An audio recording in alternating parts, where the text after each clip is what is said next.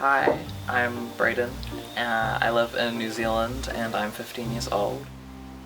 Is social distancing the new norm?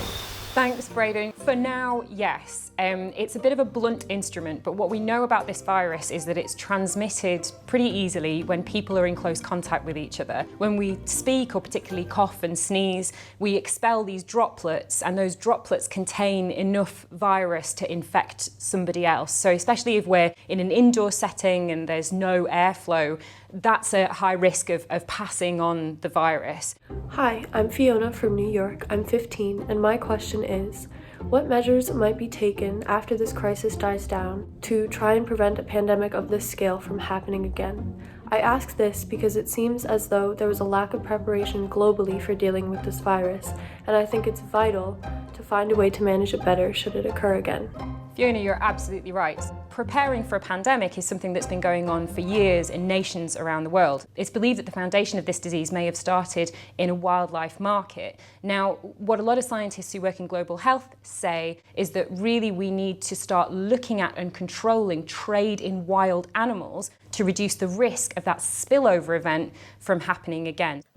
Hi, my name is Mark. I'm from Nairobi in Kenya, and I'm 15. What do you think are the necessary measures to be taken when reopening schools?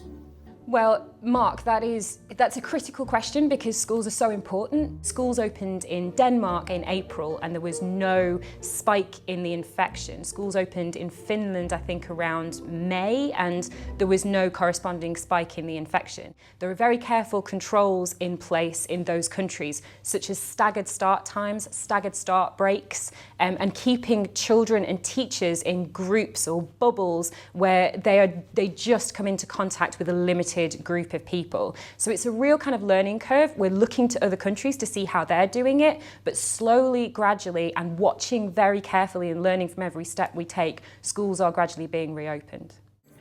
Hi, I'm Noros from Pakistan and I'm 18 years old. So my question is, from where this virus came? Is it natural or spread through an experiment? That's such an interesting question, Noros, because actually it surprised me looking into this that this is an entirely natural occurrence in that diseases spill over from animals into humans quite a few times every year, about a dozen times every year that scientists know about.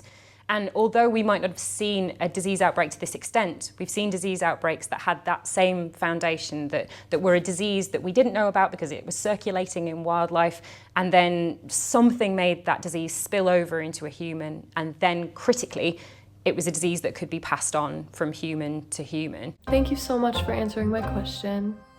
Goodbye. Bye.